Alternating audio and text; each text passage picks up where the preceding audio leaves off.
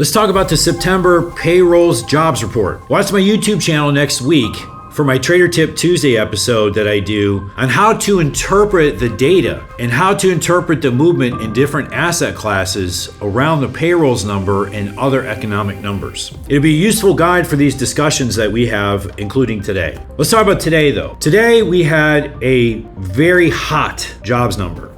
So what does a hot jobs number mean? This means that when we come into every month, the payrolls report is typically the biggest economic report in the world. There are some periods of time, like recently, where for a very short period of time, maybe CPI or core PCE, which is the Federal Reserve's preferred measure of inflation, that those two numbers, maybe for a short period of time, take on as much importance or maybe even more importance.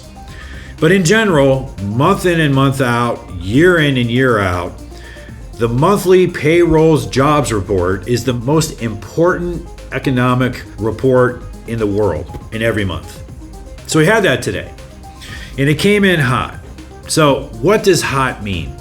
Hot means that the amount of jobs that were projected to have been created last month turned out to be really low. Specifically, economists predicted that the economy created 147,000 jobs in September. But the actual number came out at 254,000. It was a miss of 107,000 jobs. In addition, the unemployment rate went down. The unemployment rate was projected to be 4.2%, and it actually came in at 4.1%. So both measurements showed job growth. Job growth is a sign of a strong economy. Lastly, another important number that comes out every month, and this has been more important in the last couple years than it has been historically, is what's called the average hourly earnings. The month-over-month average hourly earnings. So this is how much on average earnings have gone up in the last month. So this was projected to come in at 0.3% positive, and it came in at 0.4% positive. So not only were there more jobs being created, but workers were being paid more for those jobs. This means that the economy is stronger than people think, and potentially inflation is higher than people are projecting. This gets into how is the market going to interpret it. A number like this, in some respects, is a tough number for the market. What the market has been hoping for and was very happy that it got, the market's been hoping that the Federal Reserve would begin to cut rates and continue to cut interest rates. That lower interest rates would be stimulative for the economy. You'll hear economists talk about the concept of a soft landing. What is a soft landing? A soft landing means that the Federal Reserve was able to raise interest rates to slow inflation and keep the economy from overheating. And then they were able then to begin to lower rates before we went into into a recession. Usually the negative impact of the Federal Reserve raising interest rates and withdrawing money from the economy is that it creates a recession. They go too far. They go too fast. So what the market's really been hoping for is that this time around that the Federal Reserve would be cutting rates before a recession showed up. And that would create what's called a soft landing, where the Federal Reserve just keeps cutting interest rates, the economy never overheated, and now the economy never gets too soft. So one problem with that thesis, and that is that if the economy is super strong and the Federal Reserve is cutting interest rates, then you start to get into the question of why are they cutting interest rates? You shouldn't be cutting interest rates when the economy is strong. You should be cutting it when it's weak. And so really strong job numbers and really strong wage growth says the economy is very strong, and then starts to call into question whether the Federal Reserve should continue to cut interest rates or not. And the market doesn't like this. So we can have our opinions, we can have our research about what we believe is going to happen, but then we always got to come down to what is the market actually telling us. So one of the things we can see in the actual numbers is we can see that now for the last 2 years, the amount of jobs that's been created has been steadily declining. There's a very obvious downtrend in what's going on. I mean, if we went back to early 2022, I mean, there was a month that we created almost 700,000 jobs, and on average, we were creating about 450 to 500,000 jobs through 2022. We moved into 2023, that became a lot less. We went from 450 to 500,000 jobs on average to more like 250 to 300,000. And then this year, early on, it was actually stronger for a bit, but then it has started to fade. And this year, I would say on average, it's probably about 200,000 jobs. So there's a clear downtrend that we can see. Today was an outlier to the upside. Today, we were massively above the projection. One other important thing to mention with this, and that is essentially that the BLS, the Bureau of Labor Statistics, that's responsible for gathering all this data, they came out last month and basically said that they had been overstating jobs by 800,000 jobs. So essentially they were saying there's 800,000 jobs that were created that were never created. And that's actually really getting at the credibility of the BLS. It makes it wonder if it's politically motivated. It makes it wonder, even like today, where a strong jobs number, is this something that's really designed to be put out to help the party in power stay in power? You can believe this or not. That's just the theory that's going on. And what's consistently showing is that the job numbers are not accurate. And later on, when nobody's paying attention, then they try and fix them. We'll see if that's the case. But there's clearly a downtrend in jobs. When we look at the unemployment rate, there's clearly a rise in unemployment. The unemployment rate has gone from about 3.5% in the beginning of 2022 all the way up to about 4.3% this year. Now, the last couple months, it started to back off a little bit, so we'll see if that's a change. But there's definitely been an upward trend in unemployment. Now, as I said, we can have all these theses, but at the end of the day, we've got to actually see what does the market say. So from a trading perspective, one of the things I really like to do, we have a concept that we call the initial balance period. IBP, initial balance period. What is an IBP? What is an initial balance period? It is a period of time when the market is unstable and it's trying to balance. So what does balancing means? It means it's trying to balance buyers and sellers. It's trying to make sure that all the buying orders and all the selling orders get cleared. And so there's a price range that's established during this balance period. Now, initial balance periods are usually thought of as being at the beginning of a trading day or the beginning of a trading session. And we use them that way for sure. But there's another application, which I also mentioned in my Trader Tip Tuesday video on FOMC. And that is, we can use the same concept around any catalyst. So for example, today with the payrolls number, we are going to watch the initial balance period around the first 5 minutes after payroll. So from 7:30 a.m. Central Time to 7:35 a.m. Central Time, that is the IBP off the number. Now, you could choose 5 minutes, you could choose 15 minutes. There's not a hard set number. You can pick it. But in general, what you want to do is you want to capture that initial surge of buying and selling, and then from there you can frame it and see how does the market respond.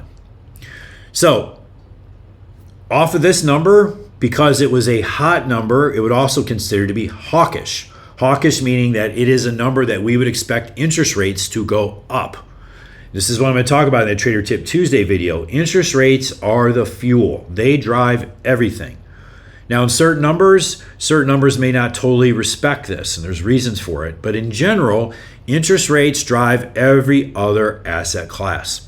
So today, with that number coming in hawkish, it would be expect higher interest rates.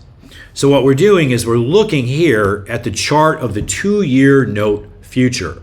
This is probably my favorite chart to watch on these big economic numbers. The 2-year note really starts to capture a blend of short-term decisions made by the Federal Reserve and longer-term decisions made by the actual bond market. So we can see here, off of the announcement, the 2-year note broke really, really hard, creating a range that was about 8.5 ticks. You can see on this chart, I boxed out the high and the low from that 5-minute window and I've extended it to the right. So what we're doing is we're watching, okay, what is the price behavior of the market within the context of this box? If it can break through the box down, that would mean interest rates are continuing to go up, and we would expect the 2-year note to continue to sell off. This would be bearish on 2-year notes. if the 2-year note was able to rally and take out the high, that would be very significant, saying that this move was overdone and now we expect rates to go lower. And we would be interested in potentially going along the 2-year note if it came out of this box up. Anytime we look at these boxes, we want to see really strong volume flows to back the move either way out of the box. But the payrolls number often sets the trend for the rest of the month. This is important. I'll say it again. The payrolls number often sets the trend for the rest of the month in other asset classes. So this is going to be a big zone to watch, not just for today, but also potentially for all of October. So we'll be watching this. So we see the 2-year note sell off really hard. And if interest rates go up, we would expect stocks to go down.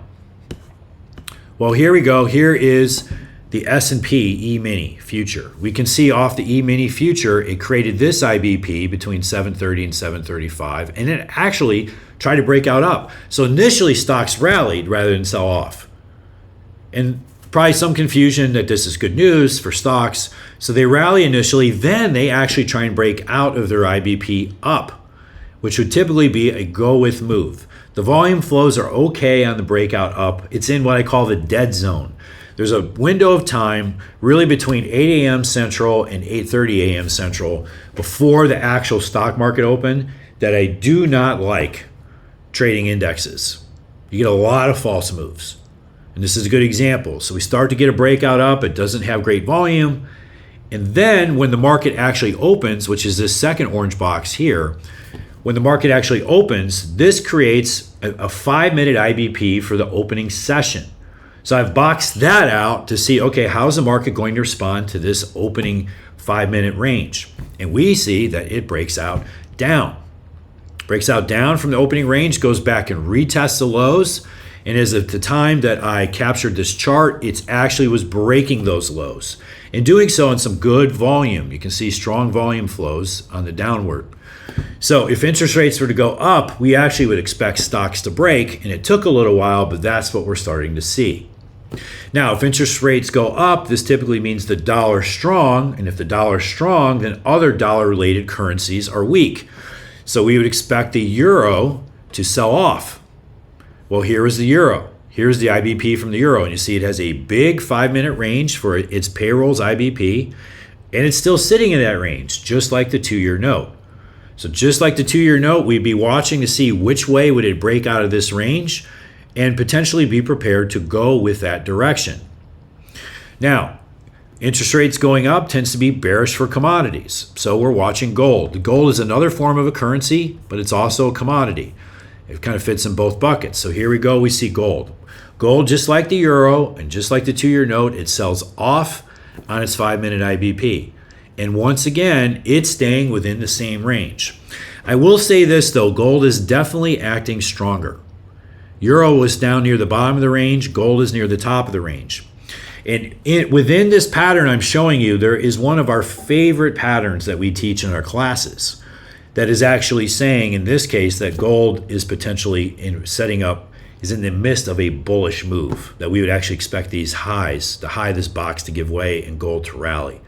We'll see if that happens, but there's a pattern inside this box that we teach. It's one of our favorite, most powerful patterns that is looking bullish for gold. So there you have it. I've given you some background on what the expectation was around the numbers. I've given you a framework for how to evaluate the range after the number and then how to use that to guide trading decisions that you'll make not only the rest of today, but you'd watch this box. And for some reason, if we sat in this box all day long, you'd be watching it again on Monday. And you'd be watching to see which way can the market resolve itself and realize that that could be the beginning of a new move for the month of October. If it's a new move for the month of October, it potentially sets up a massive trade for you throughout the month. My name is Chuck Whitman, and I build great traders. And now I build great traders. I build great traders that lead great lives. Traders I've trained have generated in excess of $1 billion in trading revenue and are found in some of the largest proprietary trading firms and hedge funds in the world. If you want to be the best, you need to study with the best. That's where you find me. Have a great Friday and have a great weekend.